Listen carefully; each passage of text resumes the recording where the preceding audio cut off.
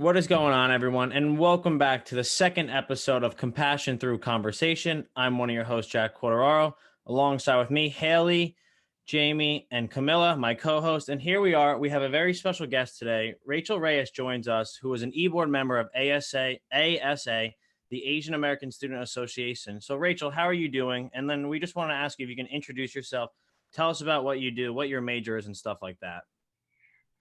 Well, hi, thanks for having me. I'm a senior here at Quinnipiac, and I'm a biology major, going for pre-med track. And yeah, as you said, I'm on e-board for ASA. I'm actually one of the co-presidents. So, That's awesome. Can you tell us a little bit what you do as the co-president of the club? And like what it's being like what the club is like, how many members you have right now, just a little bit more about the club so we can know. yeah. Um, so actually, our club has seen like an increase in members surprisingly this semester. I think a lot of people want to get more involved. But basically, my goal as president right now is to try to bring awareness to the Asian culture as much as possible. Because, and also to expand that and to make it more inclusive, because in previous years, we've only taken notice to like um, mainstream Asian countries. And being a Filipino, I wanted to like broaden that and expand it basically, and um, bring light to Filipino culture and Vietnamese culture, all different types of Asian cultures. So that was my main goal this semester, and that's kind of what I try to do. I try to make people feel a little more included. You don't have to be Asian to join, and hopefully make fun events for everyone too. Rachel, I think that's a Awesome. great idea because getting everyone involved, obviously, whatever culture and background you're from is great because, other people like us and just people around Quinnipiac get to see what some of you guys are working with and just what your perspectives are. So I think it's really interesting and cool. I guess we'll just get right into the questions and we can kind of just build off of that. I imagine that it's going to turn into a little bit of a conversation rather than just like a Q&A, which should be pretty interesting. So just starting off, do you feel like there is like certain stigmas that surround Asian Americans, particularly now with the coronavirus? There's been a lot of I guess like bad press surrounding Asian people and a lot of stereotypes and a lot of prejudice. Either have you yourself experienced any of this, or do you feel as though this is a prevalent issue in the Asian American community? Yeah, for sure. This is actually a huge topic that our club specifically talks about, and we tried to raise awareness for this summer and going into the semester. We all feel like there is some sort of prejudice towards us, especially now, and with the media and politics and all of that taking into play. It's made a lot of people um, stereotype Asians to be some sort of sickness when we shouldn't be. And so I actually brought together a lot of the members this summer, and we had a cool discussion about how they felt about these things. I think before, Asians were kind of stereotyped as the people to just be quiet, very studious, and all of that. But now there's more of a negative connotation to that because of COVID. It kind of sucks. Um, and personally, like I've experienced some sort of not like direct hate, but just weird stares. Like if I'm in the grocery store during the height of Corona, they would just like try to get away from me as fast as they could, which kind of sucked. And I know a lot of my members have experienced same to even worse things this summer, which sucks. But yeah, we try to raise awareness for that as much as possible. We even talked to our school about that as well, because coming into this semester, we thought that there might be some sort of hate towards us or international students that have come from Asia. So we try to protect the community as much as possible. Right. That's so interesting that you bring the school up because that's one of our questions. Like, how do you feel Quinnipiac specifically has dealt with the discrimination against Asian Americans during this pandemic? Mm. Well, I feel like they've done sort of a good job, but haven't done like the best that they could. Um, we've talked to a lot of people in the administration this summer, and even in the beginning of the semester when we saw that these were going to become issues. Um, and they kind of have given us a lot of the same responses and a lot of what you guys have probably already seen in public statements that have come out from the school. We talked to professors who are on that team, and they basically have told us the same thing. We're trying to work together to try to raise awareness for COVID in a sense that is more scientific and not towards hate towards Asians. So Right. we're trying to work against that, to work together for that, hopefully with Dr. Hill, so he can give a more scientific based explanation of COVID and why people shouldn't bring a race into that. So I think it's like 50-50. We're all feeling a little unsupported, but also kind of supported. We just want to see action happen to the words that they've said to us. Right. Rachel, like you said, I think there could be a lot more action in place for this and stuff like that. Like you see what Quinnipiac does around in campus for like, anything involvement fair and stuff like that. I feel like they could do more, obviously, because I feel like there's a lot of kids who aren't aware of this situation and might just like blow it off and think it's not very important. But obviously, like I personally feel this is like tremendously important for like our society as a whole because like I'm a big social media guy. Like I love social media, but like there are good and bad sides of social media. And like the bad sides, like you said, like you do see a lot of bad things on there. So it stinks to say that. Yeah, and a little background too, like that's why we like picked this topic because like we really feel like it's so important. Like especially at Quinnipiac, there like isn't that much like talk about it when there really should be. And like when we were choosing our topic, we had Black Lives Matters and LGBTQ plus issues, which are so important, like 100%. But at the same time, like everyone talks about that and like no one brings awareness to this. So that's why we like really wanted to focus on this for our capstone project. No, yeah, I think that's amazing because a lot of people don't recognize how much hate Asian Americans go through, especially because of COVID. Right. Like, there are news articles that you guys can see of like 4-year-olds getting stabbed because of the fact that people thought they had COVID. There's an Asian grandma who got beat up because someone walked past her and thought she had COVID. So it's just media has a lot to play in that. And the fact that they don't really talk about that as much and only talk about how politicians may have talked about COVID and have given a name to COVID that relates to Asia, to put it lightly. But that has had more mainstream media coverage than the hate crimes itself, and it is kind of defeating in a way. So we try to hopefully raise awareness for that. And also Asians are normalized to not speak up about certain political views or certain things that have happened towards them. And hopefully as a club, like we have shown people that they can use their voice to talk about these things and to fight for what they believe in. And we haven't even stopped our fight with the school to like raise awareness for it. So like hopefully from this year alone, like it can hopefully change that as well, that Asians can feel more empowered to talk about the things that they feel uncomfortable with. Right. So like for me, like as the president of the club, do you feel like, okay, like the school, like, yes, like they're helping in some way, but like not fully? Like as a president, do you feel like, okay, like I need to take this on with like the people in my club to like really bring awareness and just like kind of go the extra mile since like Quinnipiac is not doing like 100% what they should be doing? Yeah. So we kind of felt defeated this summer when we were talking to administration.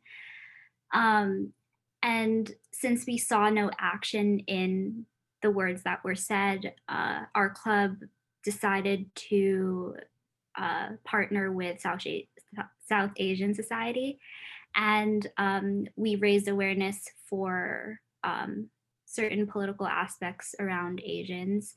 And then throughout the semester, we've actually been giving away masks as prizes. And at a development fair, we gave away masks as prizes to hopefully raise awareness for COVID. And we do talk about this a lot on our social media platform. So my PR person always posts like COVID related things and why people shouldn't term it based on Asians and stuff like that. So we try to raise awareness as much as possible on our own front to see that people can feel supported through that, at least, even if it's not through like administration. We have a podcast, so obviously we're one of those groups of people that are looking to make this topic more prevalent or just bring awareness to it. Do you feel like there's any like misconstrued tactics in terms of like how to help you that may like originally come off as like somebody trying to help, but in fact is actually more harmful to you guys instead? Because I know that that's happened with issues where people try and like help, but they actually cause more harm based off of like the rhetoric that they associate with the situation or anything like that. Have you experienced anything like that? Not particularly from my experience or any member of my e-board. Mm-hmm. I guess like how it may be misconstrued is to focus more on like political aspects rather than the topic itself, or any other topic rather than the hate against Asian Americans. But that's pretty much all I can think about in terms of that. And for your club, like, what are your social medias that you guys use? We mainly use Instagram. Okay. And we do have a group me where we like invite anyone to join and we can build community through that as well. That's awesome.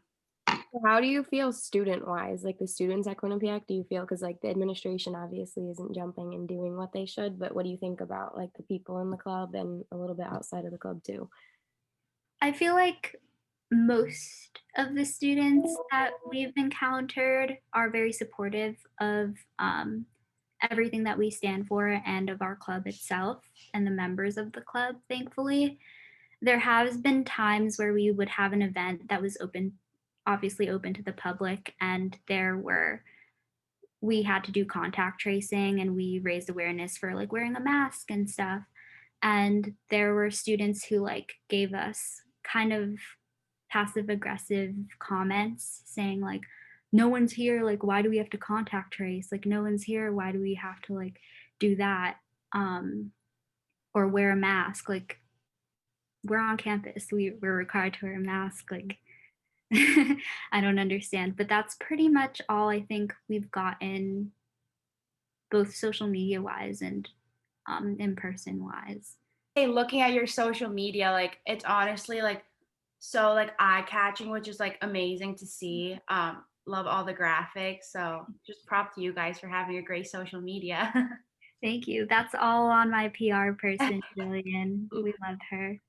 What do you think in the best words that you can put it into would be the best way to kind of like attack this issue? Is that like bringing more awareness to it? Is it just simply creating a discussion, or do you think that there's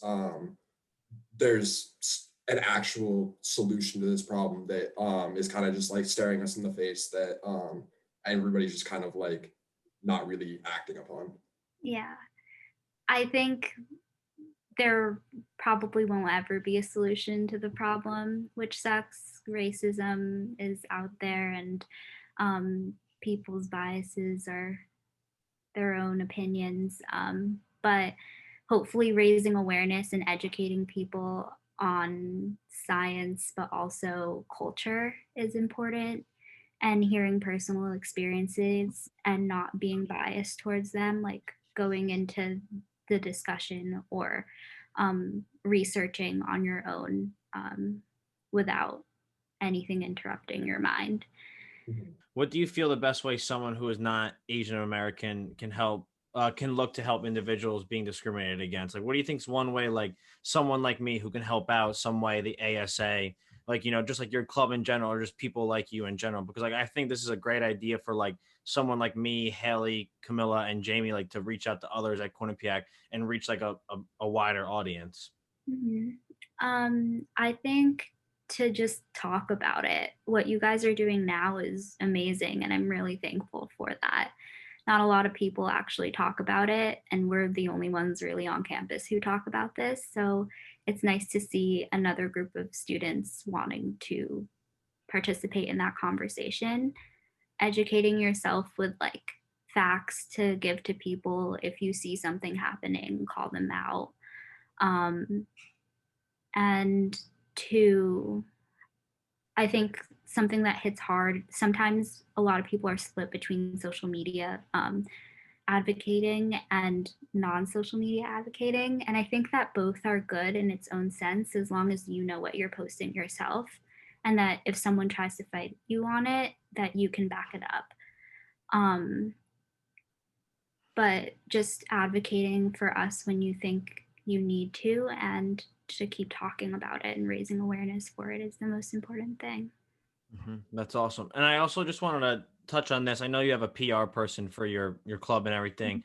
Like I know you guys do a lot with Instagram and stuff like that. Have you ever seen anything like disrespectful towards the Instagram pages or stuff like that? Because everyone, like I said earlier, everyone knows how cruel social media can be at sometimes. I just want to, I just wanted to ask that to make sure. Obviously, hopefully, no one is actually that mean and does something like that. But you never know in this world, in this day and age, that someone could be that mean in some ways. Exactly. Not that we know of, thankfully, Good. anything is happening, but you never know behind the scenes. But thankfully, nothing directly to us. Good, because I think you guys are doing an absolute great movement. Like once again, Black Lives Matter is a phenomenal movement. I love it like so much, and I think this is just as important because Oh, people really 100. don't notice what's going on like behind the shadows behind them. Like social media is its own beast, so you get to see things you want and like things you like, but you really don't know what's going on really behind you and behind the scenes. So I think like what you guys are doing is a great job, and you should really keep it up and just keep promoting it, keep advertising it. Tell your PR person I think they're doing a phenomenal job as well. I will. Thank you so much. No problem. Now, are there any other questions you guys would like to ask Rachel before we conclude this meeting, this episode?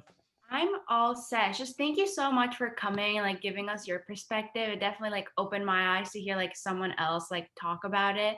And I think the most important thing you said is like definitely like social, and like what JQ said is like social media can be like so cruel, and it's like definitely just like educating yourself and like going out there and like looking and like looking for articles, and like not just like being so stuck with like the news and like social media, because like technically that's, you're not going to get like the right answers from all of that. So just thank you for coming and like giving us a perspective. Thank you for having me. I had a great time talking about this because the only people I talk about this with is my club. So talking to people outside of it is actually really nice. That's good. I hope Good. you guys are able to have your voice get heard. So it's not just within your club. I hope it spreads beyond this too. Yeah, no, this was really, really interesting. It was great to get the student perspective because I feel like oftentimes you're kind of just restricted to, like we said, what you see on social media from other organizations, but just to kind of hear about it at Quinnipiac, which is a place like a lot of us call home. So kind of like I feel like it hit home a little bit more in that regard, just because you were talking about it in reference to like our specific campus and stuff like that. So thank you for coming on. All of your answers were pretty much perfect, at least from my standpoint. You had a lot to say, and that was very helpful. Thank you. Yeah, it was very informative too. Just once again, Rachel, thank you so much for coming on the second episode of Compassion Through Conversation. We really, all four of us, appreciate it so much, and you sharing your story and spreading your awareness as well.